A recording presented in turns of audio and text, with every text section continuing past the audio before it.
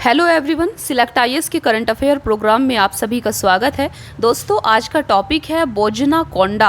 आज की वीडियो में हम डिस्कस करेंगे बोजनाकोंडा क्या है और ये न्यूज़ में क्यों है। चलिए फिर स्टार्ट करते हैं आज की क्लास और सबसे पहले समझते हैं बोजनाकोंडा क्या है। तो फ्रेंड्स, बोजनाकोंडा एक प्राचीन बौद्ध स्थल है जो कि आंध्र प्रदेश में स्थित है। चलिए अभी समझते हैं कि ये न्यूज़ में क्यों है। तो आपको बता दें कि हाल ही में केंद्र सरकार ने बोजनाकोंडा में भू निर्माण और पर्यटक सुविधाओं के विकास के लिए 7.5 करोड़ रुपए मंजूर किए हैं, जो भारतीय पुरातत्व सर्वेक्षण आर्कियोलॉजिकल सर्वे ऑफ इंडिया के नियंत्रण में है। तो आप यहाँ पर देख सकते हैं, ये आपका बोजनाकोंडा साइट है। चलिए इसको डिटेल में समझते हैं।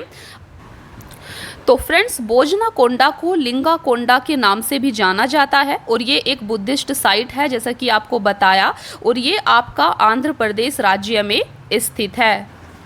फ्रेंड्स, इसी के साथ आपको बता दें कि सदियों पुराने बोजनाकोंडा में न केवल भारत देश से बल्कि Bhutan, Singapore, Thailand, Sri Lanka, Cambodia और म्यांमार जैसे देशों से भी पर्यटकों के आने की संभावना है, क्योंकि यहाँ पर आज भी बौद्ध धर्म का पालन किया जाता है।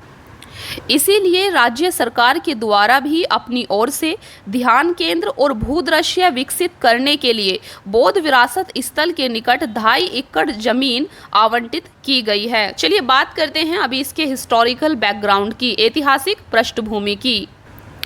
तो आप यहाँ पर देख सकते हैं, बोजनाकोंडा आंध्र प्रदेश के विशाखापत्तनम जिले में अनाकापल्ले शहर के पास स्थित है।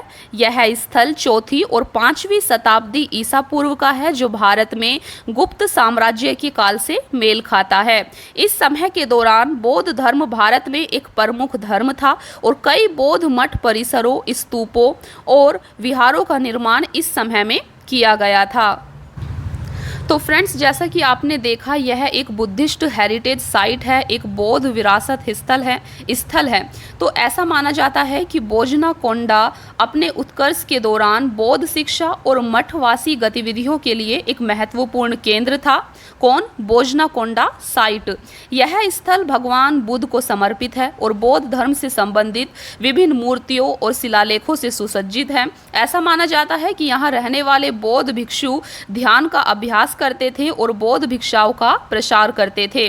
चलिए, तो फ्रेंड्स, यहाँ पर आप बोजनाकोंडा साइट की आर्किटेक्चरल फीचर्स, स्थापत्य विशेषताओं के बारे में समझ सकते हैं। देखिए, बोजनाकोंडा अपनी चट्टानों को काटकर बनाई गई गुफाओं और स्तूपों के लिए प्रसिद्ध है।